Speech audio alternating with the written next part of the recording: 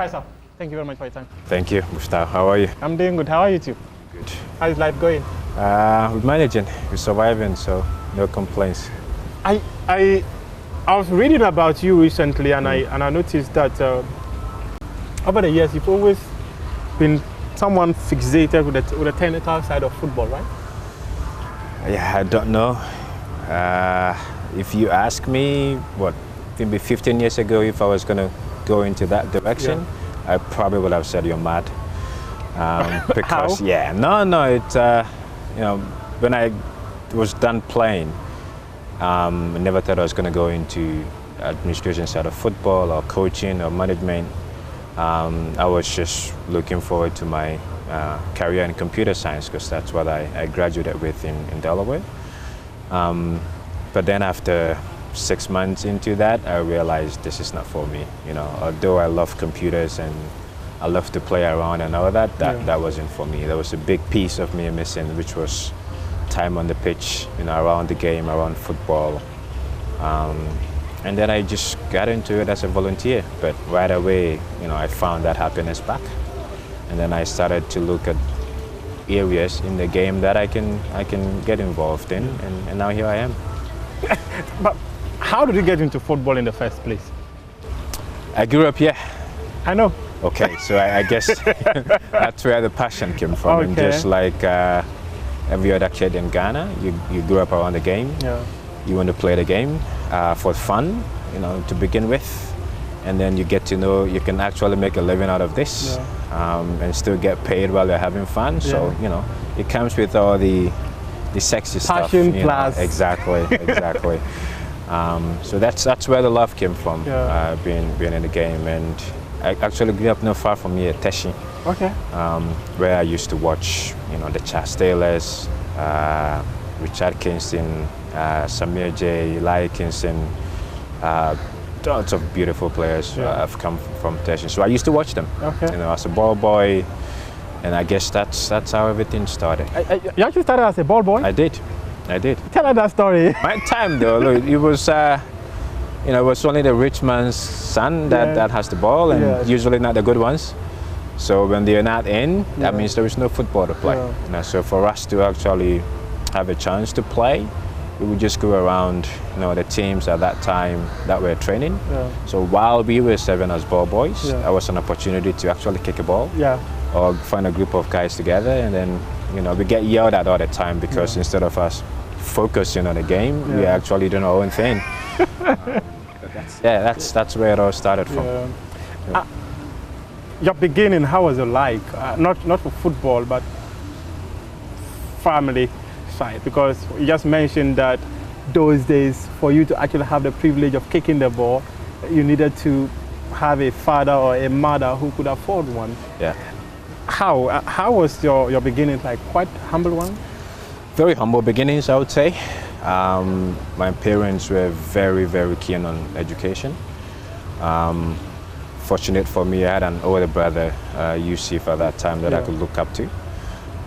But it was clear to me that, you know, I had to focus on education, you know, and even my brother, it took some divine intervention for him to actually play football, because there were times where he would go out and play and then come back and then tell a different story, you know, until we got to a point where one of our neighbors just said to my parents, look, your son is gifted, you know, so you should allow him to play. And then my dad was like, okay, if that's the case, then the only time he plays if you get your schoolwork done. Your homework done. You know, so that's how he started, and I just, you know, was watching the whole thing play out, and I got into it as well.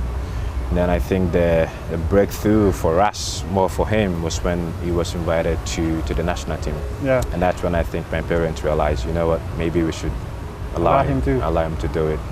And he was very successful with it. At the same time, he was still studying.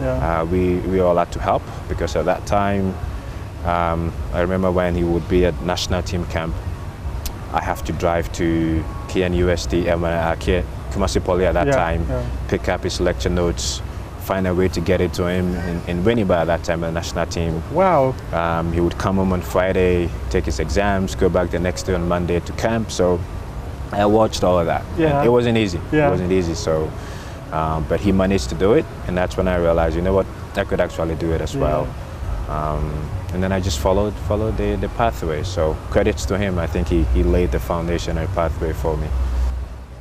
In terms of the level that you wanted to get to, kicking that physical object called football, did you get it? I think so. I think so. It was difficult, but I think so. Yeah, I think so. But Yusuf dominates the conversation when it comes to playing the football. But you had to come into the picture. Tell us the whole story of your football career and all that. It's not as sexy as Yusuf's career, I can tell you that.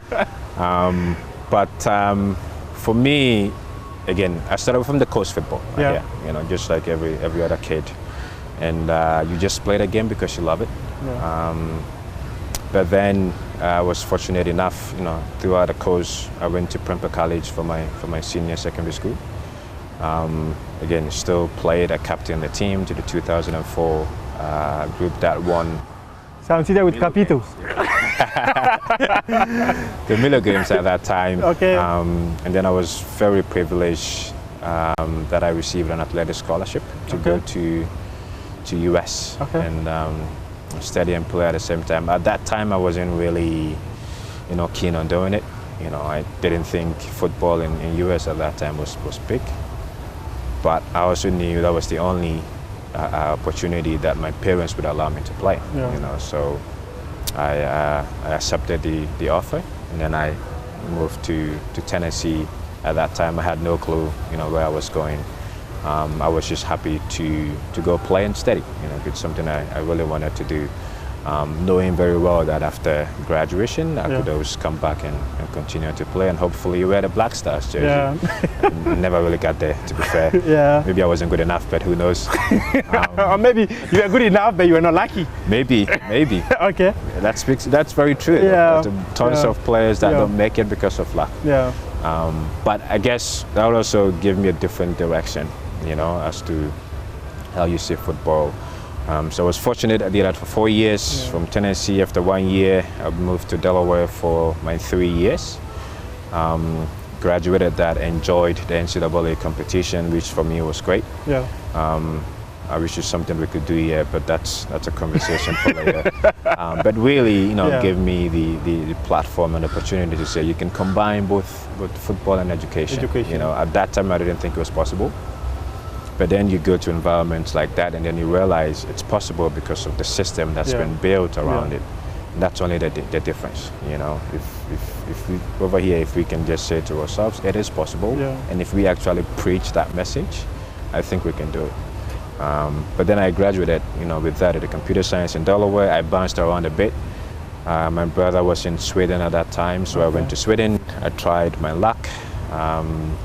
Nothing really was coming up for me, so then I went back to the States and then started my career in computer science. You know, I said desktop. You actually wanted to still play the football, right? Yeah, no, I tried. Again, it's all I wanted to do. Yeah. All I wanted to do was just play for Ghana, you know, just like every other kid. So I bounced around, realized, you know, maybe it's not for me. Yeah. You know, it's not for everybody. So then I went back, and then 6 months into my computer science career, I realized it wasn't for me. This is not mine. So then I reached back to my coach in Delaware and said, look, I don't think I'm enjoying this. I think I want to get back on the pitch. What do you think I can do? And then he said to me, look, you've got a computer science background. At that time, analysis was booming at that time. It was just the perfect time for me. So then he offered me a volunteer position to be on his coaching staff, help out with, you know, laying out cones and being the link between the staff and the players. Then I took it upon myself to invest in performance analysis, because again, I was very good with the computers and how to manipulate that. Then I started my coaching licenses as well, just to understand football a bit much better than being a player. You know, it's totally different when you play the game. You always think about yourself only. But when you get to coaching and how to teach that and transfer that knowledge, you need to understand people. Yeah. You know, so I took my badges took all my performance analysis courses, started as a volunteer, no pay. 6 months in, I realized this is what I wanted to do. So I quit my job and I went into football as a volunteer. Wow. Luckily enough, my wife was very supportive at that time. I married very young, so she understood that this is where I belong. So she held, the relationship and the financial support and all that while I quit my job into football. Then after 6 months, I got offered the full-time position as one of the assistant coaches, and that's where everything started. That's where everything started. But do you have some disappointments because you never played for the national team? Yes, because I always wanted to wear the jersey and stand in front of the crowd and sing the national anthem. That's all I wanted to do. But again, I realized quickly that it wasn't for everybody. If you look at the number of kids or population in Ghana, only few that would get the privilege to actually do that. I even know that more now because of what I'm doing. That it was a privilege to actually play the game fresh. But you can still help, build a game, which is exactly what I'm doing now. At what point, Faisal, did it occur to you that I could become one of the biggest technical brainers we have in football? I don't know if I'm one of the biggest. I'm just citing an example. I get people tag me with that a lot, but anytime I hear that, I question myself, like, is it me? That is you. I'm talking to you. I still ask myself. You still ask yourself, but because if you take a look at people within the game, and people listen to you, people talk to you, they go like, this gentleman, his understanding of the game is on a different level. No, I still think I've got more to learn, and I even more now after meeting Arsene Wenger, who privileged to work with. Yeah. He's still learning, and he says that all the time. For somebody who's done everything in the game. We learn daily, but that does not take away the fact that you are still considered one of the guys with some of the biggest brains when it comes to football within the region. I think I'm still learning. Honestly, I'm still learning. I think for me, what I've chosen to do, and it's something that I wish Africa would do more, is to try and share more. We don't do that a lot in this region and this continent. For some reason, people feel, I know this, so I get to experience this. I want to keep it to myself, and I don't want to share. And I don't think it helps us grow. So what really motivates you? Just to see people get the opportunity to live their dreams. I was given that opportunity at a very young age. And my former boss said to me, look, you're in a very privileged environment. If you ever get to a stage where you can give back what was given to you, don't hesitate. And that's been, one thing that I've always carried with me, that if you find yourself in a position to share more or to give opportunity to kids or anybody at all for them to live their dreams and be better, don't hesitate. Don't hesitate at all. And that's how I've lived my life in football and outside football. How important was it for you to accept that volunteer role that was handed to you by your coach? It was a very, very tough decision to take. And the reason why I did that was I wanted to invest myself more and educate myself more in football. And my 9 to 5 at that time was really taking a lot from me. There were times where the team is traveling that I can't go because I have a 9 to 5. There were times where I can't get to practices early because I have a 9 to 5. I wanted to be in the discussion about the game, and I wasn't really getting that. The little time that I had was just being on the field. I enjoyed it, but I knew there was more for me to learn, and if I have to teach more, I have to learn more. So I made a decision. As I mentioned, my wife at that time was very supportive. I think that was the difference maker for me, that she understood what I wanted to do and what I was willing to give up to invest myself into this. It was very difficult. In other words, combining the two was quite a difficult thing to do. The way I wanted to do it, it was going to be difficult. I wanted to be in there at all times. Talk to us about the journey to Charlotte FC. It's quite interesting one. One of the biggest stepping stones you've had? Yeah, for sure. And it happened in the most difficult moments. I won COVID. Yeah, it was around COVID, yeah, I remember. Charlotte was awarded the franchise at that time. Yeah. I think it was just a couple of months later and then COVID hit. Yes. So the whole world came to a standstill. And for the club, it still had to move. It still had to put the pillars in place. It was a brand new club from scratch, so there were a lot to be done. And I also saw an opportunity to jump out of the college game into a much more professional environment where I could, do football 24/7. I enjoyed my time in the university games at that time, but I wanted more, And in the US, you really, if you want to combine both, it's just not a lot. We only play about maybe 3.5 months. During the whole year, the rest is administration. So I went in an environment where I was talking about the game 24/7, and around that COVID time, the opportunity came for me to apply to Charlotte. I went to interviews and I don't know what they saw, but they gave me the job. If we cut you and take a look at your blood, I think it will be round balls, because the ball is in your system. Maybe.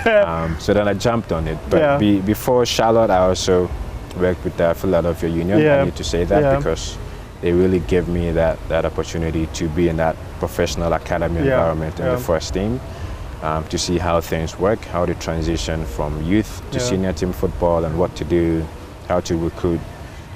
That's when I really learned about talent identification because it was totally different.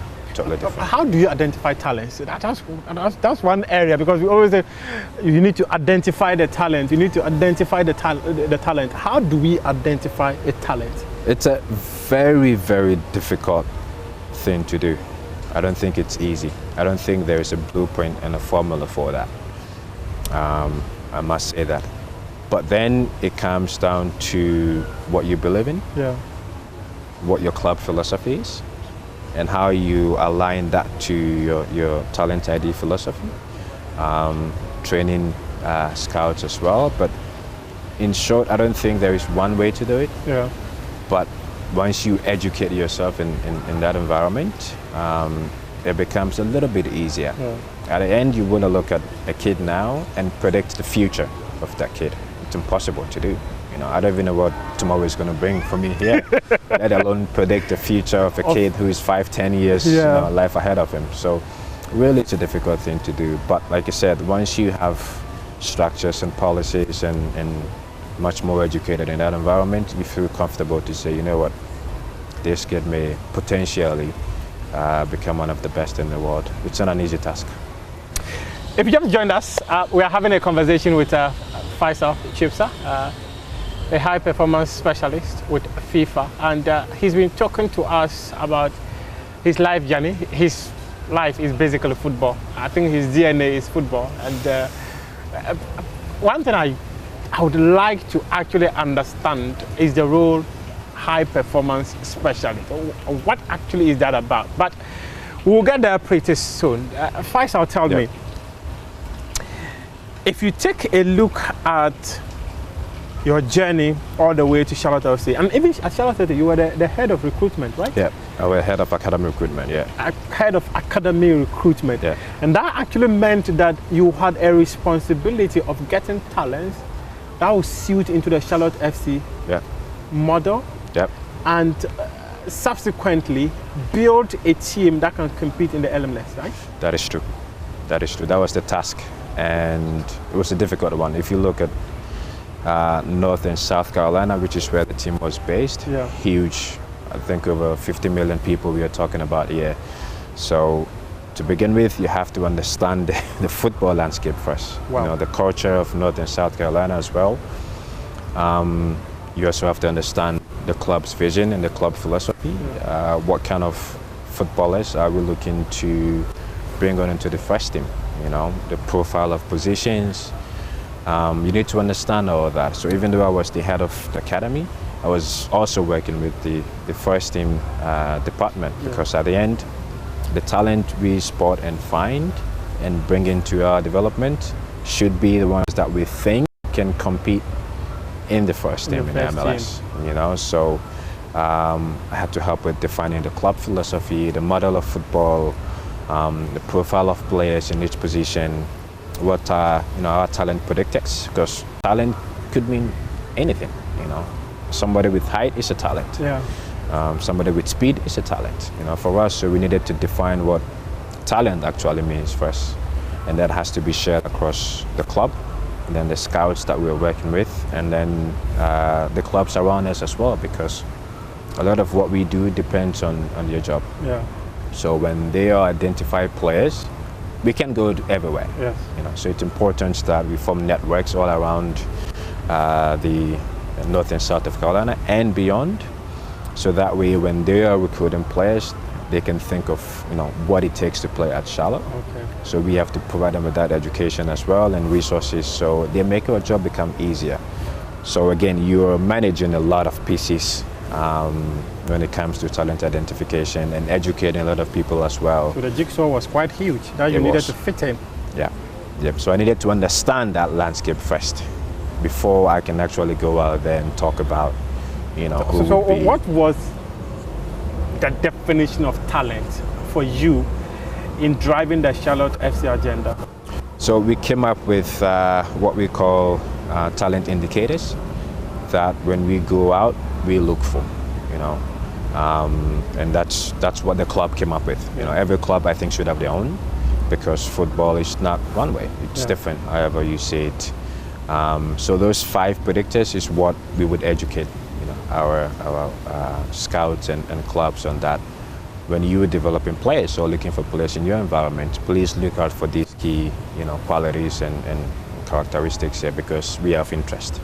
We look at intelligence, we look at mobility, we look at technical ability, we look at aggressiveness. And again, not to say this is what you should look for, but this is what the club came up with, because that's what we sort of think is a DNA in every player that would fit in our environment and eventually to the first team. But a lot of education has to be done in terms of scouts and coaches for them to see football the way we want to see football. So how long did you do that? I was in Charlotte for a year. Yeah.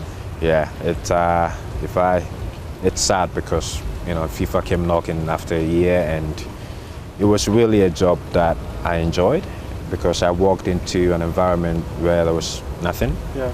I had to come up with a department, find scouts, hire people, come up with all this education. So really it was an opportunity for me to build something from scratch. And it was going very well. I was really enjoying it, putting it together. Fun. I did, really did. But I just didn't, stay long enough to see everything come to a conclusion here. But I was happy to see that some of the kids we identified at that time have now signed for the first team. So clearly it tells me we were up to something good, So like how many players made it to the first team? 2, I think, have signed. Oh, wow. Yeah, one very young, a 17-year-old, who had his debut against Chelsea. So imagine a 17-year-old signed to first team your fingerprints are already everywhere. Yeah. So I was hoping, to go back and I think I'm probably going to go back someday. You're probably going to someday. I think the fans of Charlotte FC will be happy to hear that. For me, I want to, because unfinished business for me. We started something really, really good, and I wanted to see it. I wanted to be there when the first academy graduate move into the first team. Unfortunately, I've missed it, but I think there is still more to come. At what point did FIFA come knocking? FIFA came in. It was a very long discussion, to be fair, because I had just joined Charlotte at that time, only a year into the job, and I didn't want to leave after a year, because I was given a lot to manage, and before it started something really, really good. So to leave in the middle of it, it just didn't feel right for me. But when FIFA comes, and you listen, and an opportunity to come back home and work on the continent, which I've always wanted to do, it was tough decision. But I think we started a discussion around towards the end of last year, I would say. That's when they came in, they flew me to Portugal, we met, we spoke. I went back to Charlotte again, about 3 months before we actually decided, you know what, I want to do this. And again, credit to Charlotte, because when I went back and told them about the opportunity, they were really, really happy for me. You know, they said, look, this is FIFA, this is the highest governing football in the world. You have an opportunity to go back home and you know, help grow the game here. So we are sad to lose you, but we also do think this is great for you, not only you, but for your country and your continent. You're okay to go. And that was it. You know. I'm kind of interested in this because if you take a look at your trajectory within the technical space of the game, where at Charlotte FC within a year FIFA counts knocking, it probably tells you that whatever you were doing, there was another person who had an eye on you. Yeah, a lot of people. So how did that get to the attention of FIFA, for FIFA to go like, this is the guy we need for Africa? So before FIFA came, or before I even accepted the Charlotte job, yeah, I had applied for a job here in Ghana. I'm not going to talk about that job. I will touch on this. I'll definitely touch on it. I applied for a job here in Ghana. Yes. Didn't get it. Maybe I wasn't good enough at that time. But I spoke to a few people about it before I actually went in. But credit though, because when I was brought in for an interview, I thought it went pretty well. So that alone, you know, said to me, you know what, you can give something. There's something there. It was too early at that time, maybe, but right around that time, I spoke to a very, very important figure. People know I'm very close to him now, in the likes of Anthony Buffo. Yeah. You wouldn't want me to mention his name, but I know. I think I know how Tony works, so yeah, it's understandable. But I think it's fair that I do that. Yeah. And you know, we spoke a lot, and you know, he advised me that you're still young, just continue doing what you're doing. There's going to be a big opportunity. At that time, we both didn't know it was going to be FIFA. Actually, there's no elevator to success. You must go through the stairs. And that's one thing that Tony says a lot. Yeah. And that's the first thing he actually told me. Yeah. When we started talking. So we became very close. Yeah. I would bounce ideas off him. It would involve me in some of the stuff the PFAG is doing. So I really kept close contact with him. And then when the opportunity came for FIFA looking for somebody here on the continent, he thought of me. Yeah. He thought of me, so he spoke to me about it, and I said, okay, this is FIFA, I'm interested. I want to learn more, to be fair, but I'm also, you know, I want to explore that opportunity and see how far that goes. Yeah. So then I sent in my CV, a bunch of others sent in theirs as well. I went through a series of interviews. It was, you know, it wasn't like, here you go, here's a recommendation from Mr. Buffo, so you're good to go. No, I had to go through interviews and all of that. So maybe they saw something. Yeah. And then everything just started from there. Has it been fun doing the FIFA job? Yeah. Yeah. Just, okay. Yeah. A FIFA high performance specialist. What does it mean? So a lot of people ask me this question: who's a high performance specialist? Yes, what does I think it mean? high performance really is becoming a buzzword now. Yeah. But if you are coming from rugby, you know this is, you know, this has been there for years. Yeah. But in football, I think we're beginning to understand what high performance now. But really, if I could break it down to the simplest form, I would say, you know, doing the right things at the right time all the time for a long time, which is tough to do. Even in our normal lives, it's tough for us to do that. So to do that in football really was a tough thing to do. And you can tell, you know, the top countries and the top clubs do that very, very well, where they look at the whole ecosystem and look at areas where they can maximize, and areas where even they're not good at, they can, you know, find ways to improve on it. Yeah. But really combining science and data and football, you know, much more objectivity into the game of football. Not to say subjectivity is bad, it's not, but you really have to find the balance. You know, but once you are able to be more objective in how you make decisions and how you communicate that and teach that, I think you really live in a high performance life. Yeah. You know, on the field, off the field, even what you eat, what you say, rest, all that goes into living a high performance life. So, like I mentioned, the simplest form is doing the right things at the right time all the time. So what basically? So my job now, again, it really. This is a new program that FIFA has brought to life, where when Arsene came in as the chief of global football, he was brought in to help grow the game globally. And goal 6 of FIFA's vision now is to increase global competitiveness. So FIFA wants to get to the point where 50 countries are in a position to compete and win the World Cup. As it stands now, it's only 2 confederations. You only have UEFA and CONMEBOL that have really won the World Cup or played in the Final 4. Nobody else, in regards to other federations, have gone that far. So FIFA is also saying, okay, if that's the case, what can we do to the rest of the confederations to help everybody, to give them equal opportunity to compete? And that means talent development, because there is talent everywhere. But if you're not really living a high performance life or practicing high performance and giving every talent a chance in your country, then you're not maximizing your potential. So they form a small team around Arsene to work with the countries in talent development. So we look at the talent development ecosystem, national teams, coach education, academies if there is one, talent ID and development, domestic competitions. We go into the countries and analyze all those areas and then come up with some recommendations. Not what FIFA thinks, but based on what the rest of the world and the top countries have done. So we did an ecosystem analysis of the 205 member associations, and then we came up with some of the best practices that the top countries have done very well.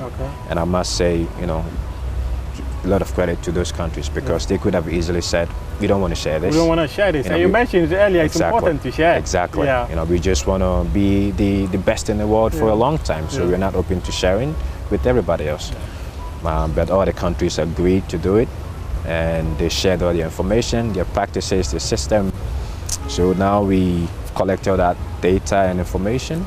We've come up with a global report, to say this is where you are as a country, and this is what the top countries are doing. So you can compare and look at areas where we can help you as the high performance specialist put together a strategy, a policy, a philosophy to help you maximize your talent in your country.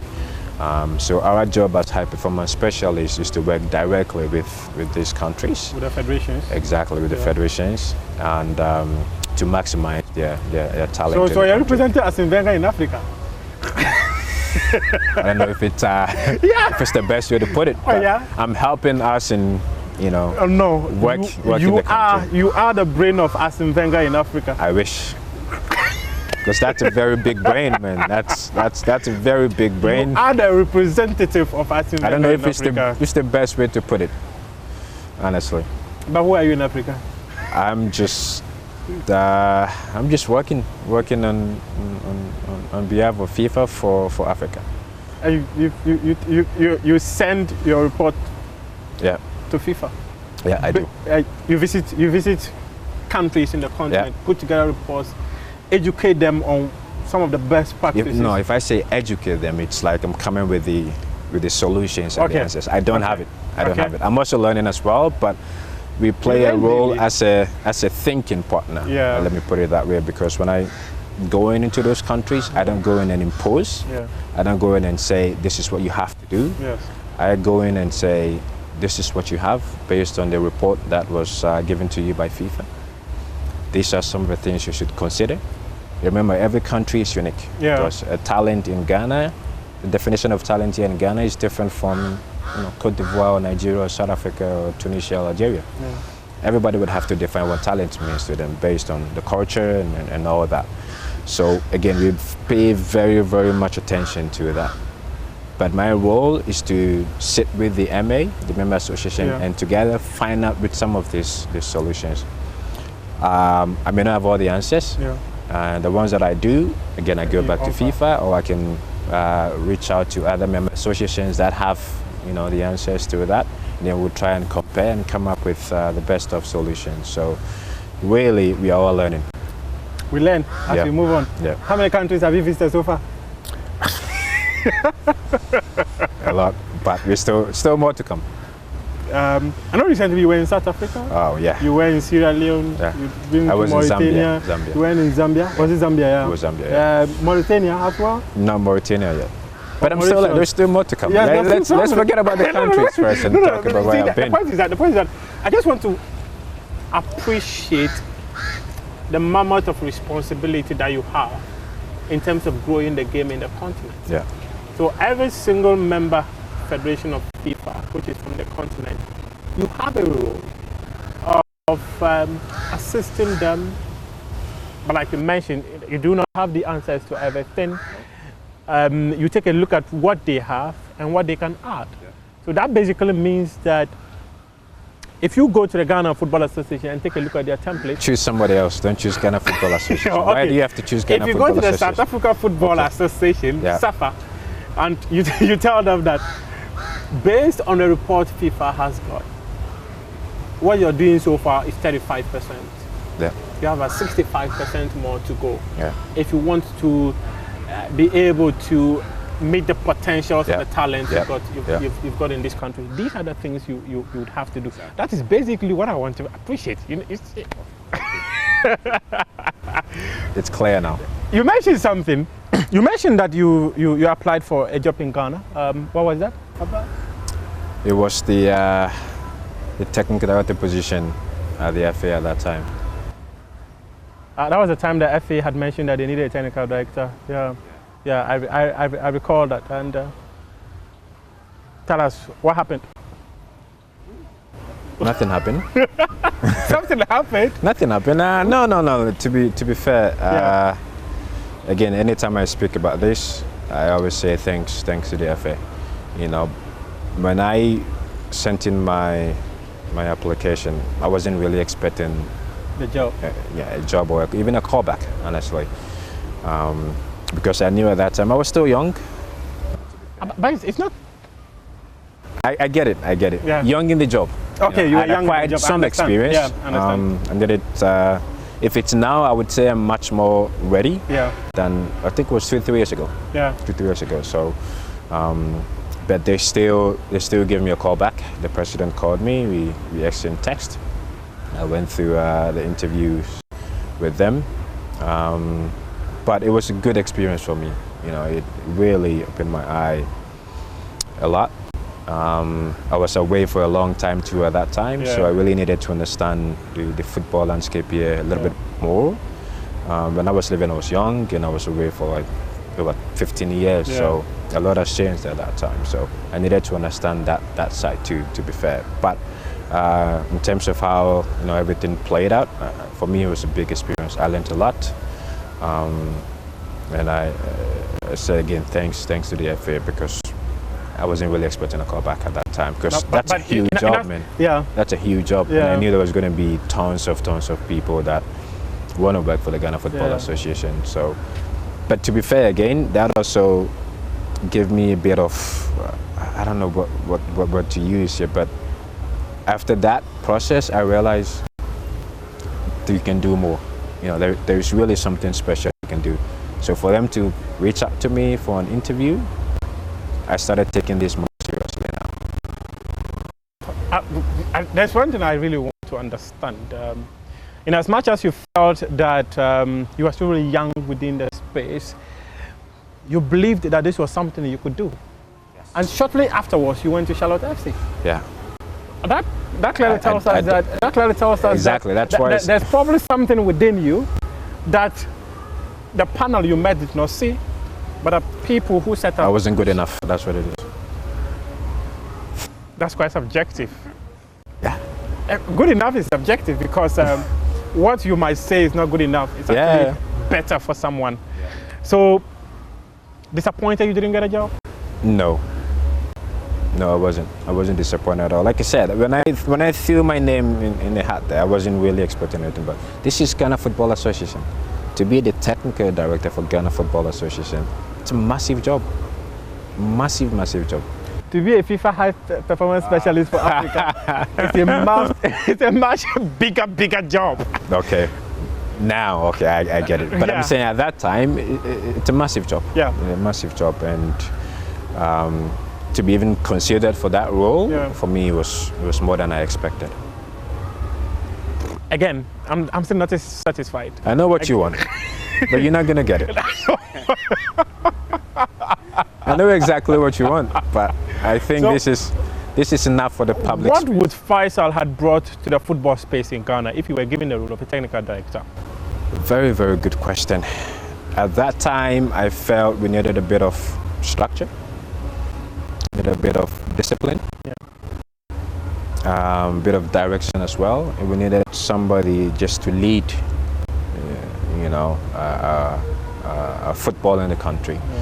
And that was those things that I was hoping to bring. I've seen structure, I've worked in structures, I've been in the youth development, so I understand the youth. I know the opportunities that are out there. I understand the culture because I'm from Ghana. I grew up here, so I lived through the coast system and all that. But the one thing that I was really, really looking forward to bring is the discipline in terms of managing a technical directorate there.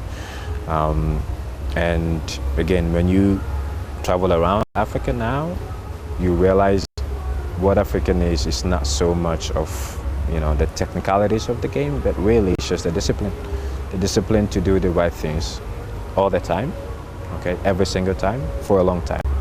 That really is where I think Africa is lacking. What are the right things? The right things is just when you put up a structure that you may have an idea of, you may not, but there are avenues out there where you can learn all this. Like if you're the TD and you go to FIFA right now and say, I need a structure put in place to identify talent all across Ghana and put them in an environment for them to grow to the senior team, FIFA would help with that. FIFA would give you all that help. But then when FIFA gives you that help, it's up to you to come back here and see to the implementation. What is right, what has to be done, who are the people that we need to put in positions with the right qualification and competence. That's where the high performance life comes in, because if you're not really motivated, it's easy to just plug in things that may not be right, and that's where we're lacking. Based on what you've witnessed so far, you didn't get a job, someone else got a job, but based on what you've witnessed so far, are there more things that we need to work on? Of course, yeah. And this is not just Ghana, this is everywhere. Even the top European countries will still tell you there's more to do. So there is always room to improve, for sure. But again, of course there's more to do here, let me put it that way. Tell us, in terms of percentage, and based on the FIFA Global Report, in terms of percentage, where is Ghana? I can't speak about that. No, it's not. No, seriously, I can't. It's very confidential. I really understand that. I really understand that. But I want to have an idea about how much of work that Ghana must do. I don't think you even need the report. You can look. You've been in the game for a long time. Yeah. If I ask you right now, a kid in your village. Yes. What's your village? Do. Where is that at? It's in the northeast region. Northeast region. Okay. Do you think a kid up there has the same opportunity as a kid in Accra? No. When it comes to finding. In fact, growing up, I did not have the opportunities like case of Accra. Okay. Because I grew up from there. Yeah. So until we get to a stage where we can see a clear pathway, and say, every kid, regardless of where he or she is born in the country, has the same opportunity as the ones here, then there is more work to be done. Is that actually what FIFA wants? That's what FIFA wants. That's not what alone FIFA wants, but I think that's what every country should do. And don't forget, when the quality of football at the World Cup is improving and better, that's when FIFA can advertise that and make more revenue and reinvest back into the game. So it's important that even where FIFA sits, they still keep an eye on the member associations and make sure that football is actually growing and then the level of competition is growing.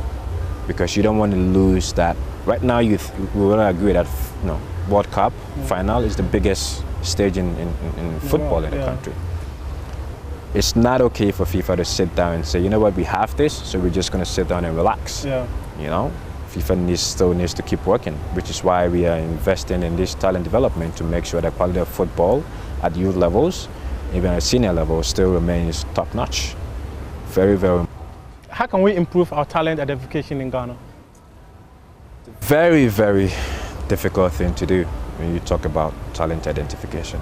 Again, just as I explained, every kid, boy or girl in Ghana should have the same opportunity as the ones that are around Accra or Eastern Region or Kumasi. So you really have to put structures in place. You have to define a pathway. You have to first of all make sure football is accessible to every kid, because if your cousin in the village somewhere else doesn't have access to football alone, he's not going to develop. He or she's not going to develop. So that's where everything starts. That's the basics, that's the foundation. And then once we define the structures, once we define the policies, once we define an environment, once we define domestic competitions, once we strengthen coach education, we educate our coaches, our scouts. This is the whole ecosystem I'm talking about. I read a lot about some of the tweets you often put up on your Twitter account, and most often the questions you ask about the technical side of the game. We need lots of improvement in our technical side of the game. We do, and I think it's not even a secret at all. So where do we lack when it comes to the technical side of the game? Let's take our minds back to maybe 5-6 years ago. Yeah. I don't think, I think this is also out there, it's not a secret at all.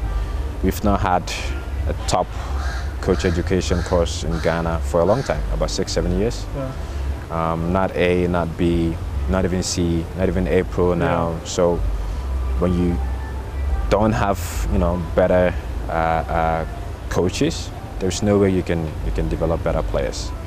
When you don't have quality instructors all across the country, there's no way you can educate coaches or run courses. So that's an area that again, it's not the fault of this FA because they're just new, but yeah. it's a problem that's been there for a long time. Yeah.